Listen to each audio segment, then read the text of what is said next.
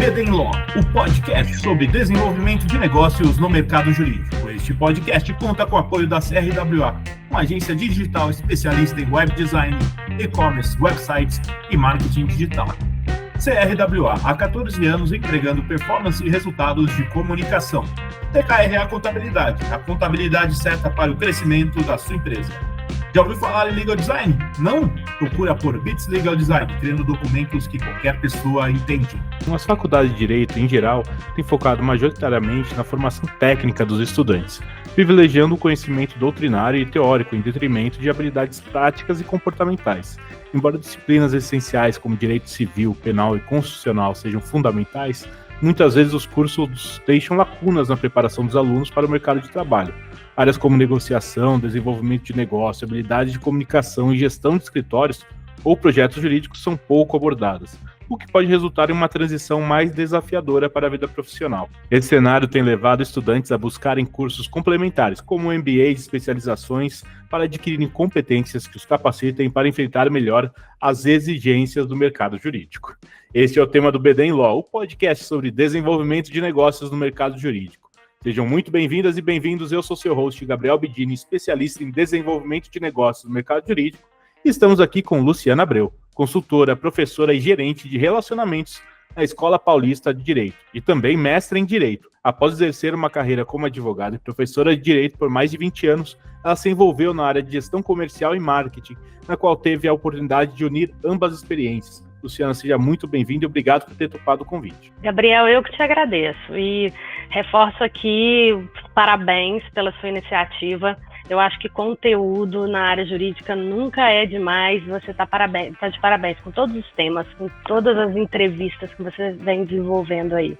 Muito obrigado, Luciana. E Luciana, eu queria saber, conta um pouco da sua história, como que você foi parar nessa área.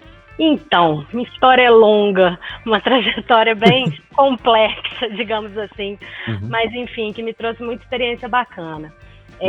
Eu acho que pelo meu sotaque já deve ter dado para perceber que eu não sou paulista, né? Eu vim de Minas e eu só descobri que eu tinha sotaque depois que eu mudei para cá, tá? Achava que eu não tinha nenhum. Mas enfim, eu vim de Minas, vim do interior de Minas. Qual cidade? Juiz de Fora. Não é uma cidade muito pequena, né? A gente é chamado até de carioca do Brejo, porque a gente fica muito perto do Rio. Enfim, então eu vim de Juiz de Fora, me formei em Direito lá na Universidade Federal de Juiz de Fora e como a maioria dos estudantes de Direito, eu comecei uma carreira jurídica, né? Então comecei a advogar e muito cedo eu comecei a dar aula. Então eu fui fazer pós-graduação, mestrado e muito rapidamente eu comecei a dar aula. E dando aula, eu acabei me envolvendo com a gestão educacional. Então, eu comecei a atuar como coordenadora de curso, coordenadora de pós-graduação, cheguei até a pró-reitoria de graduação, né, uma gestão acadêmica, e foi quando eu me envolvi com a gestão. E aí eu falei, não quero mais saber do direito, agora eu quero mexer com gestão. Me apaixonei, me envolvi, fui fazer MBA em gestão empresarial, vários cursos paralelos, e aí eu depois caí na gestão comercial e de marketing, de relacionamento, customer experience, comunicação empresarial, e a área que eu realmente me apaixonei. E aí, quando eu vim para São Paulo e eu fui para a Escola Paulista de Direito, né, da qual eu estou como gerente de relacionamento, eu consegui unir o direito com a gestão com foco em relacionamento. E aí eu falei, poxa, faz todo sentido. E aí eu comecei a desenvolver o projeto como consultora, né? Criei um projeto que chama Experiência da Advocacia e tenho desenvolvido em alguns escritórios de advocacia. O foco é em jornada, né, desenvolver processos de eficiência voltada à jornada do cliente, trazendo uma visão empresarial para escritórios de advocacia, o marketing jurídico, um marketing eficiente e a questão de employer branding também a gente vem trabalhando em escritórios. Então, que demais! Sensacional, muito legal, Luciana. Luciana, e pegando eu queria saber um pouco quais que são os principais desafios para você como gestora ali da área? Gestora em escritórios de advocacia. Isso, sim. O maior desafio é colocar na cabeça do advogado que ele é empresário, que ele precisa se ver como empresa. Eu acho que esse é o maior desafio, né? Eu acho que não é um problema só do direito, tá? De operadores do direito, de advogados, né? Vamos falar aí da carreira privada, de advogados. Eu acho que isso já passou por médicos, por dentistas, enfim. Mas eu acho que os médicos, eles já se viram como empregados e eles foram reformular os seus consultórios, as suas clínicas, os seus hospitais. Agora, o advogado ainda ficou para trás. Então, eu confesso que quando eu cheguei em São Paulo, eu encontrei um cenário jurídico, um mercado jurídico muito diferente do resto do Brasil. E enquanto advogada, eu atuei em Minas, no Rio e até no Sul. E aqui em São Paulo, eu vi um mercado totalmente diferente, né? Grandes escritórios que são realmente grandes empresas. Mas é preciso despertar isso nos médios e nos pequenos, né? Hoje em dia, a cada 14 habitantes, um é advogado. Olha a concorrência, é um mercado mega, extremamente concorrido.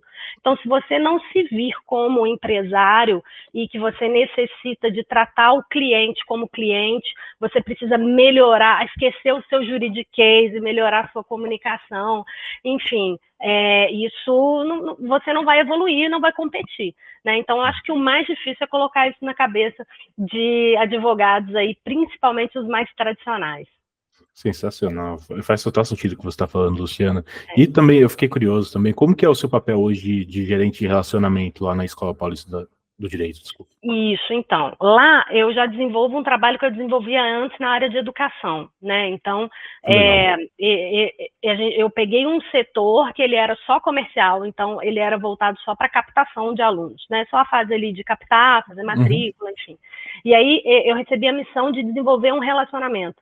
Então, esse setor se desdobrou em 3 setores. Então, ali a gente tem a captação, que permanece, o relacionamento, e aí eu trago um pouco da questão do Customer Experience. Que legal. A gente desenvolver toda a jornada do estudante, desde o momento que ele entra até a formatura. Então, acolhendo, cuidando, né? É uma instituição que é voltada só para o ensino do direito, é um curso só, então a gente consegue fazer isso de uma forma mais primorosa.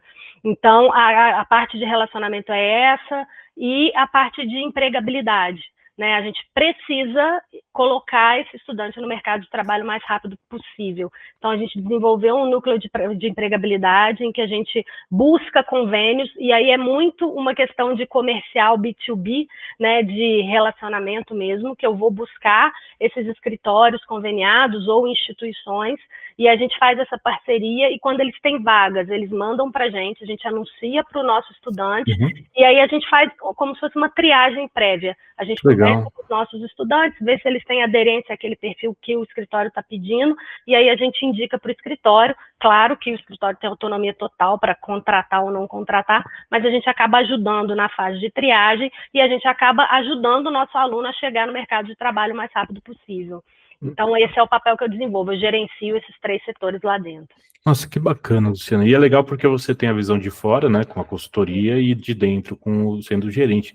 E eu queria, isso eu acho que traz muito, né, que é tanto o nosso papo de hoje, que é o que você vê hoje. Vamos pegar o mercado nas faculdades no geral, mas o que você vê que falta ali para ter o equilíbrio, vamos dizer, da formação técnica e também da formação para a vida profissional, porque são diferentes, né? Tem habilidades que... Quando eu vou te devolver uma pergunta aqui. Claro. Quando você saiu da faculdade, você pegou o canudo, pegou a carteira da OAB, e aí você foi para o mercado, o que você pensou? Primeira coisa. O que eu faço agora?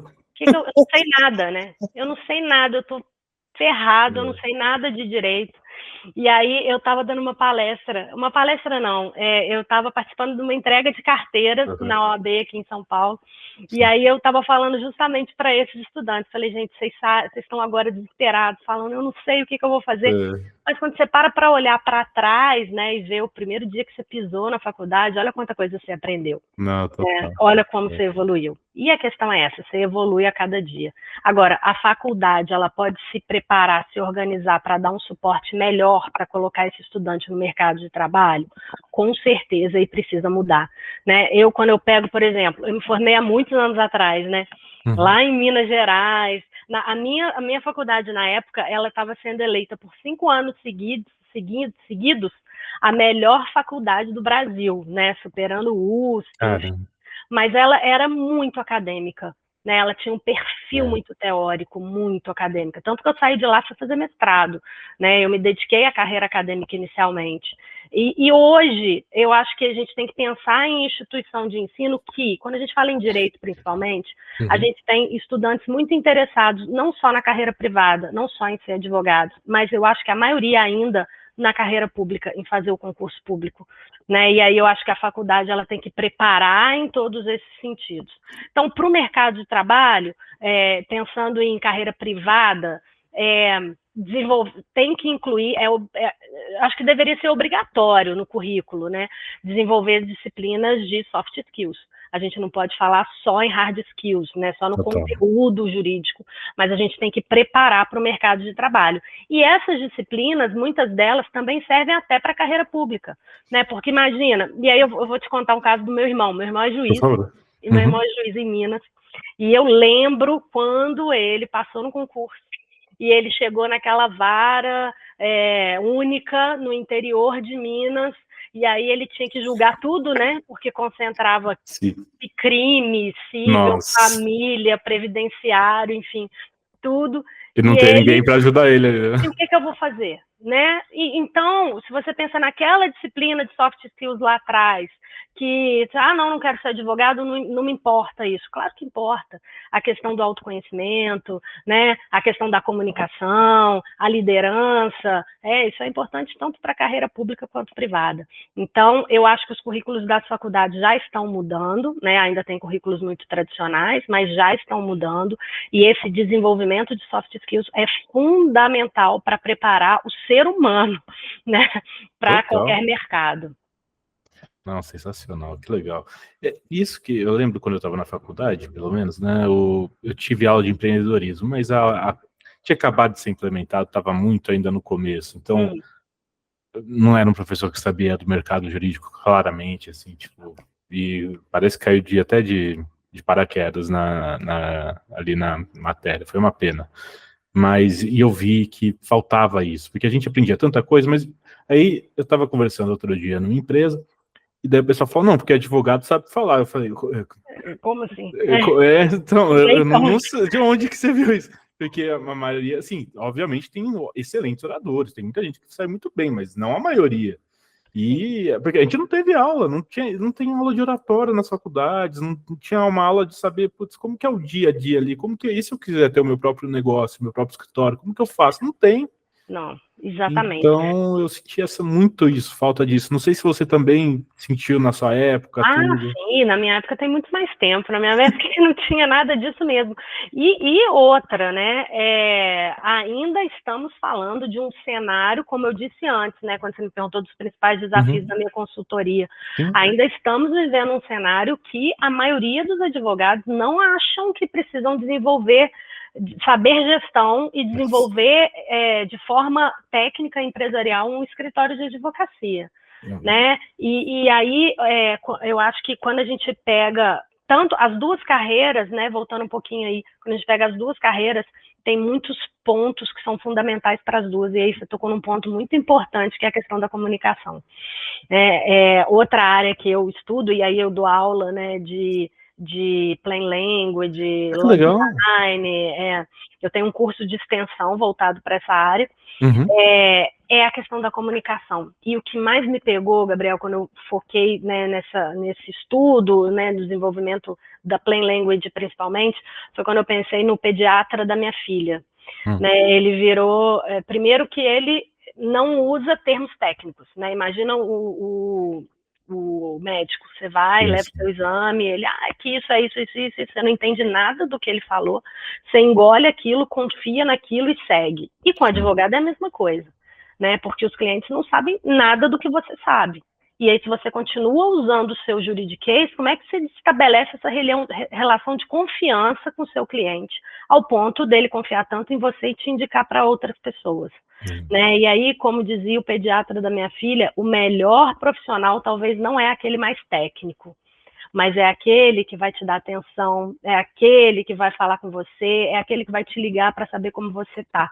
E aí a necessidade de desenvolver esse perfil empresarial em escritório de advocacia, né? Pensar no cliente, na jornada do cliente. Se você não tiver cliente, você não tem dinheiro, né? Como é que você compra o leitinho das crianças no final do mês? Então, pensar de forma empresarial, e isso vai desde a comunicação até técnicas que você desenvolve, e outras, você tem que ser estratégico também para mostrar essas coisas boas que você faz, que são as estratégias de marketing que você utiliza. E aí tudo isso é importante levar para a própria faculdade.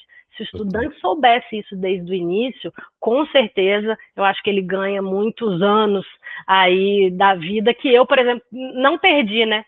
Mas eu tive que ir para a gestão para descobrir isso. Não, total. E é bacana isso que eu fico pensando. Obviamente que a parte técnica é importante, né? Tipo, não é. Mas é importante ter os dois perfis, né? Às vezes você tem aquele sócio que é mais comercial e tem o sócio que é mais acadêmico, vamos dizer, e os dois perfis se complementam, mas é importante ter os dois, né? Eu sempre penso nisso. E eu queria saber, Luciana, o que você percebe, assim, além dessas matérias, mas o que você acha que o que o aluno hoje, você está ali dentro da faculdade, quais as maiores dúvidas dele que vocês acham, assim, tipo, de não saber como que vai ser, o que eles trazem para você nisso? Principalmente que agora, você dando essa matéria de linguagem simples, isso daí deve levantar muita coisa bacana ali, fiquei curioso. Na verdade, eu tenho um curso de extensão, tá? Então, ele não está beleza. dentro da graduação. Perdão. Mas, enfim, né, já que eu recebo meus alunos e eu falo disso com eles. Sim. O estudante da graduação, Gabriel, o que eu percebo é que eles querem muita prática, tá? Ele está mais preocupado, ele não está preocupado em se desenvolver enquanto pessoa atuando num mercado competitivo. Então, eu acho que cabe a quem é mais maduro, mais velho, né, que são os professores, a própria instituição, colocar isso na grade e ensinar para eles. Mas o aluno em si, a grande questão é que ele sente falta da prática, né, do como é que eu vou fazer para atender um cliente? E se eu não souber? Ele não está pensando assim, quanto que eu vou cobrar pelo meu serviço, sabe? Ele não está pensando em como que eu vou receber ele no meu escritório, como vai ser a organização dele. Não, ele está pensando na prática. Poxa, se ele me perguntar e eu não souber responder, eu tenho que ter mais prática para eu saber como é que eu vou fazer quando eu chegar no mercado de trabalho. E isso é um ponto também que as faculdades precisam desenvolver mais. No meu tempo, todas as faculdades são obrigadas a ter o núcleo de prática jurídica, né, que tem nomes variados aí de instituição para instituição, mas isso é obrigatório por exigência do MEC, né, a normativa do curso de Direito. E aí tem núcleos de prática jurídica e núcleos de prática jurídica, né? Assim como tem instituições que ensinam direito e outras instituições que não ensinam tanto assim, né? Então tem para todos os gostos. Nos núcleos de prática jurídica, na minha época, por exemplo, eu chegava e fazia petição. Então, prática 1, direito civil. Aí tinha lá as petições principais, né? Cobrança, alguma coisa de família, enfim, só. Então, você tem que atender, e o núcleo de prática jurídica atendia pessoas, tá bom. Eu acho que ao longo era a partir do 7º semestre, mais ou menos, né, até o 10º que eu tinha essa prática, ao longo desse tempo eu devo ter atendido um cliente. Se é que eu atendi, eu acho que eu só pegava o processo, seguia, enfim. Então, assim, zero prática mesmo. Então, assim, existe possibilidade de desenvolver mais essa prática? Existe. Hoje em dia, eu não sei se você sabe, mas como eu já trabalhei em diversas instituições de ensino, que inclusive tinham outros cursos, eu trabalhei em instituição de ensino que tinha medicina. E aí, na medicina, existem programas que são simuladores da prática. Então, é como se fosse assim, o estudante chega, aí tem um robô, que na verdade é um ator, que já gravou aquilo, e aí o estudante chega e é como se ele estivesse atendendo um paciente. Então, ele pergunta o que ele tem, o que ele sentiu, e o estudante tem que desenvolver um diagnóstico, né? Uma prática simulada. Isso já existe no direito também. Então, a gente já tem programas, hoje em dia, com tecnologia, né? A gente tem programas que as instituições de ensino podem levar e desenvolver essa prática simulada. A gente tem outras estratégias que são possíveis, né? Júri simulado, audiência simulada, a própria simulação do processo, às vezes não tem cliente suficiente para todo mundo pegar um processo do início ao fim. Então, existem formas, as instituições podem melhorar isso, mas eu acho que aquele medo do estudante, quando ele chega no mercado, sempre vai existir, sabe? Agora eu não quero mais um robô, agora eu quero de verdade, e aí? E aí eu acho que a gente tem que tranquilizar o estudante e falar que é assim com todo mundo, né? Sim. E a experiência você aprende com o tempo. Né? Como é que você pode melhorar isso? Talvez começar um estágio mais rápido possível. Né? Total. E circular pelas áreas, ir para os mais diversas áreas, aproveitar que está estagiando, você não precisa definir onde você quer ir ainda e vai conhecer, né? Acho que isso é super importante. Sabe o que acontecia muito comigo quando eu era professora de graduação?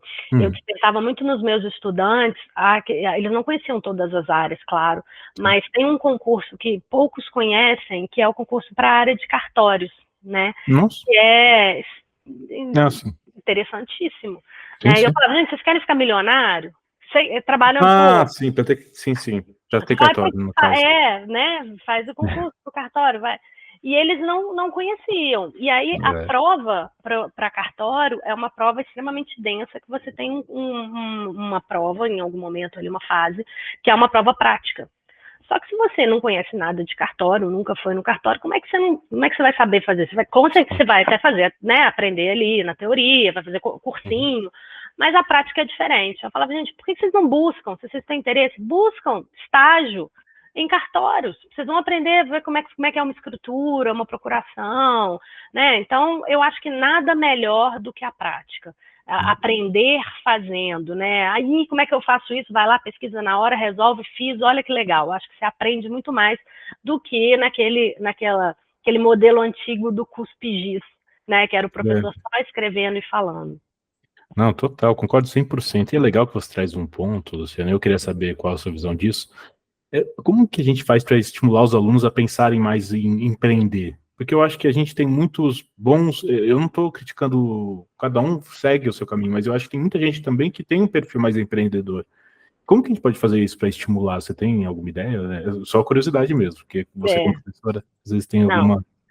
eu sempre procurei fazer isso. Eu acho que, para começar, Gabriel, eu acho que a gente tem que diferenciar, apresentar para o aluno o que é empreendedorismo, porque eles acham que empreendedor é empresário, né? E não é.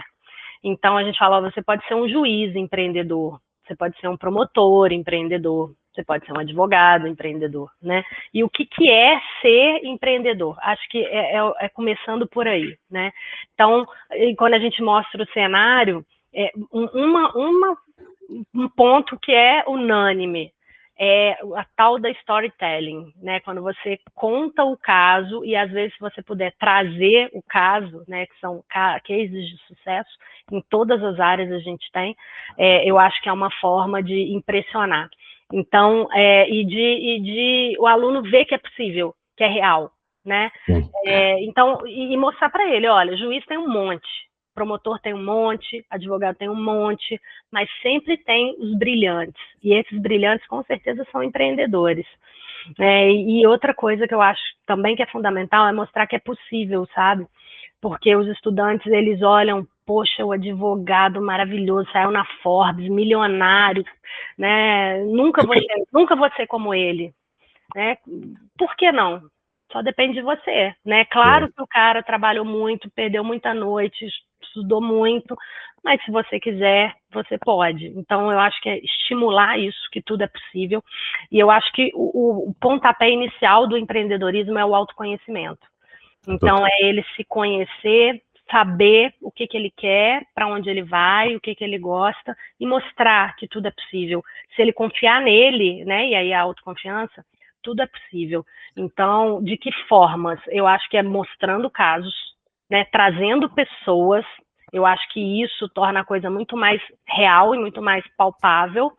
E, sim, teoria também, né? Tem que ter a disciplina de empreendedorismo na faculdade, em cursos até de pós-graduação também, sempre trazendo esse lado, ou que seja conteúdos inseridos dentro de cada conteúdo de hard skill. Trazer um lado de empreendedorismo, enfim, eu acho que talvez por aí. Total, eu acho que tem um ponto que eu sempre falo, que eu penso, assim, eu converso com as pessoas, às vezes algum escritório, tenho vários amigos meus que têm escritório, eles falam, não, a gente precisa trazer alguém para falar sobre vendas aqui e tal. Eu falei, tá bom, mas qual que é o objetivo disso? Para quem que você vai falar? Para todo mundo do escritório? Mas será que todo mundo tem perfil para vendas? Ou será que não é primeiro interessante que as pessoas entendam quais são as áreas dos escritórios, conheçam cada área para antes de ir pensar na vendas, mas entender o que vocês fazem, o que vocês vendem, e aí depois ir para esse lado? E daí você fala, pô, eu não tinha pensado nisso. Porque a gente não vai no básico, né? E hoje o direito, sei lá, tem mais de 40 áreas. Se você vai pegar, né, os grandes nomes, tem mais de 40 áreas ali. A gente vai falar de direito minerário, concorrencial, regulatório, enfim, ainda tem putz, tem tanta coisa. Então, eu acho isso muito importante, e é o que você traz, né? Da gente realmente pensar ali no o que você está fazendo, o que a gente faz, o autoconhecimento, não só da pessoa, do profissional autônomo, mas do próprio escritório, né? Sim, sim. Ah, você tocou num ponto muito bacana. Agora, falando de todas as áreas, eu de vez em quando eu vou em escolas, né, falar sobre o curso de direito, que legal. a profissão, né, a profissão jurídica, o que você pode, na verdade, as profissões dentro do direito, né? A gente fez um evento até lá na EPD que se chama Mostra de Profissões. Eu falei, mas por que só tem um curso? Eu falei, o quê? Olha quantas profissões você tem dentro de um curso, né? E aí eu chego para os estudantes, né? Imagina os meninos lá de 16, 17 anos, no ensino médio, e aí eu falo com eles, falo, gente, vocês gostam de quê? Moda? Futebol? Vocês podem trabalhar, se você for fazer direito, você pode trabalhar com o que você quiser. Se você gosta de moda, a gente tem o Fashion Law, né? Se você gosta de futebol, você pode trabalhar com futebol, né? Os grandes contratos aí do direito esportivo, enfim. Então, o direito é maravilhoso. Hoje eu vejo, Gabriel, eu fiquei um tempo afastada do direito quando eu estava me dedicando só à gestão. E hoje que bom que eu voltei, sabe? Porque faz realmente todo sentido aí para minha vida. Olha, eu nem atuo mais como advogada, né? Eu não mexo com hard skills, mas eu foco em soft skills para advogados, né? Então, poxa, faz muito sentido. Você sabe que quando eu fui fazer direito, meu pai falou, Gabriel, vai fazer direito porque você gosta de estudar, você vai achar alguma área que você vai gostar. Eu advoguei, daí eu falei, acho que advogar não é para mim, né? Mas o mercado jurídico eu adoro, assim, porque, inclusive, você falou do storytelling, tem um ponto interessante. Eu estava conversando com um cara super gente boa, ele faz documentos. Ele falou, Gabriel, é difícil, como você vai colocar como você vai contar uma história no direito? Não tem nenhuma história para contar no documento. Eu falei, não, peraí, como assim? Eu falei, daí eu perguntei pra ele, você já precisou de um advogado? Ele falou, já, porque uma vez eu tinha tido algum problema de viagem, e ele foi lá e aí precisou do advogado, porque não estava tendo retorno daquelas dores de cabeça. Eu falei, o que você pensou naquele momento? Ele falou, que raiva, né, que eu senti, eu queria o meu dinheiro de volta e tudo mais. Eu falei, e o que o advogado fez? Ele foi lá e me ajudou com isso. Você percebe que você nem falou do documento até agora? Que isso precisou de um documento para você provavelmente ou entrar com uma ação ou uma notificação, sei lá o que foi, mas precisava de um documento. Então aquele documento tem uma história. E aí, putz, eu nunca tinha pensado por esse lado. Tal, e é isso. E a história não é que você vai contar o caso de uma maneira mais bonita ali na descrição, na petição inicial, definir o caso. Olha, Joãozinho estava lá e de repente o negócio explodiu. Enfim, não é isso. Mas é como que você vai contar aquela situação. Olha, o meu cliente passou por uma situação complicada. Ou você vai conversar com o seu cliente, explicar aquilo, para você poder criar conexão ali, né? Talvez não para o juiz, porque você vai ser mais técnico ali, né? Não é isso. Mas quando você está com o seu cliente, você está ali vendendo a sua história, contando a história do seu escritório ou do que você faz, está o tempo todo contando história. E é isso que conecta a gente. Então, quando você traz esse ponto do storytelling, eu acho importantíssimo. É isso aí. E levar isso, eu acho que é levar isso para petições e para, é o que você falou aí, e para o próprio cliente. E aí eu trago um pouco essa questão da comunicação, né? Como eu trabalho com comunicação empresarial também, eu acabo levando isso para os escritórios, porque a comunicação é o ponto inicial de toda e qualquer relação.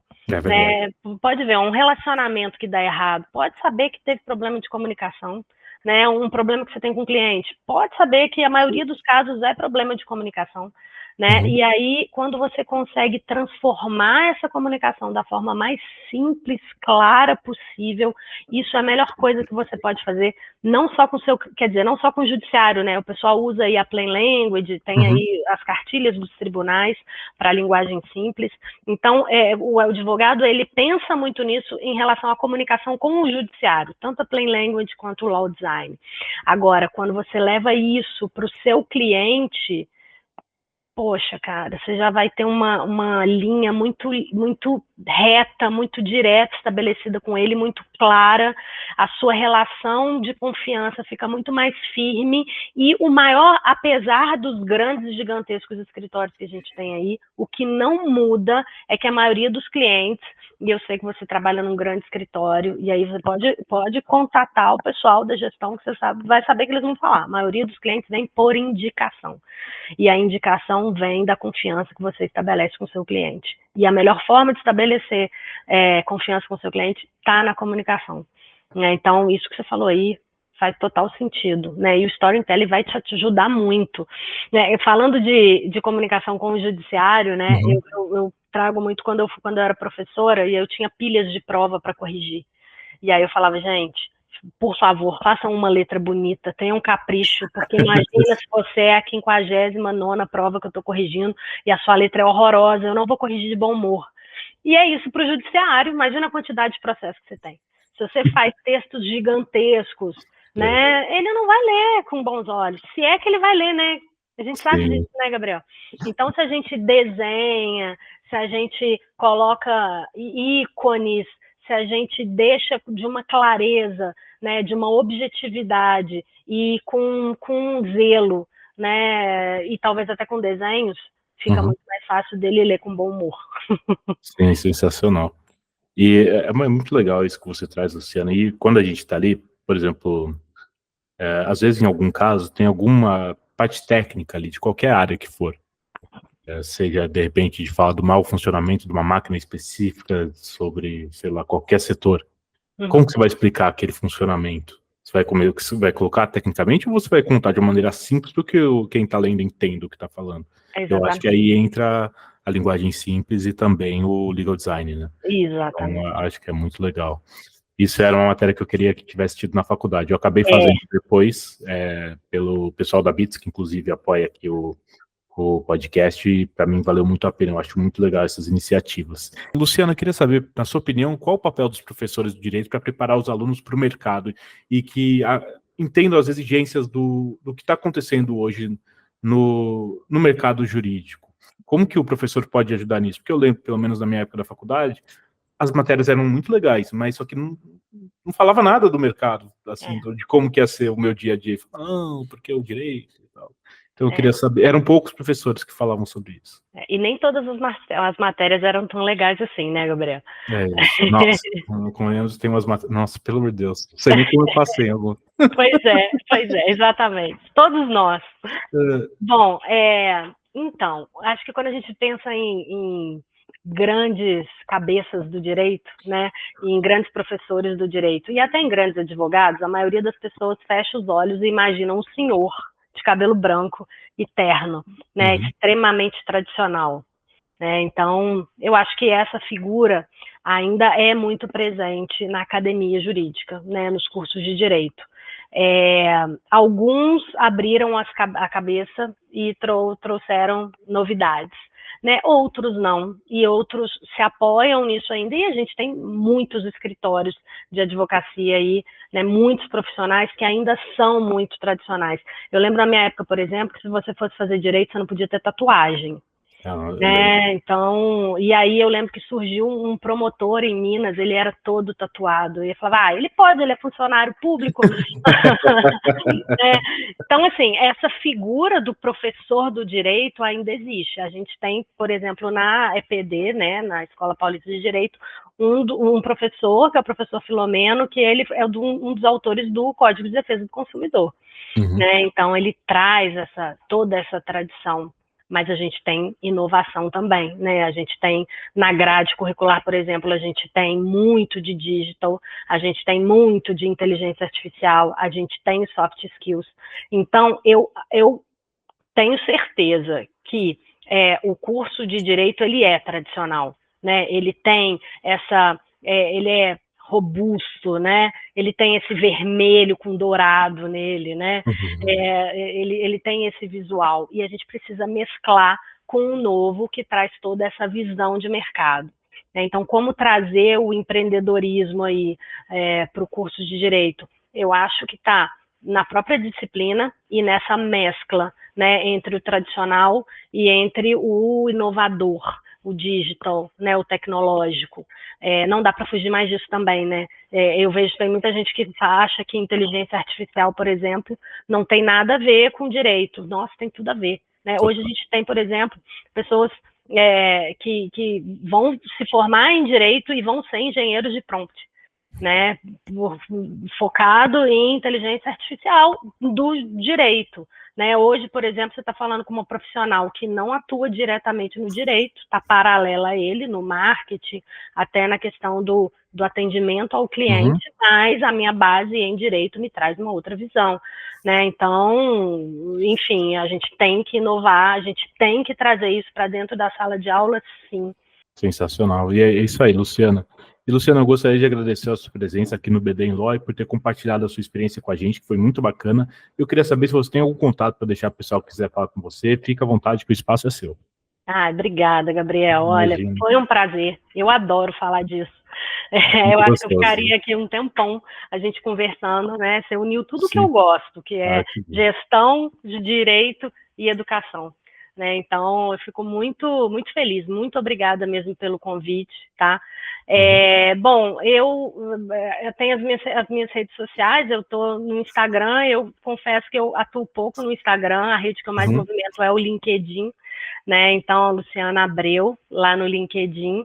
E o meu e-mail eu vou deixar lmariabreu@hotmail.com. Estou à disposição e quero muito essa troca, adoro essa troca, fiquem à vontade. Digo mesmo, Luciana, muito obrigado mesmo. Pessoal, a gente vai ficando por aqui, não deixe de nos seguir nas redes sociais, estamos lá no Instagram, no @bdinlaw, e no meu LinkedIn, Gabriel Bidini, onde vocês vão encontrar conteúdo sobre desenvolvimento de negócios e mercado jurídico.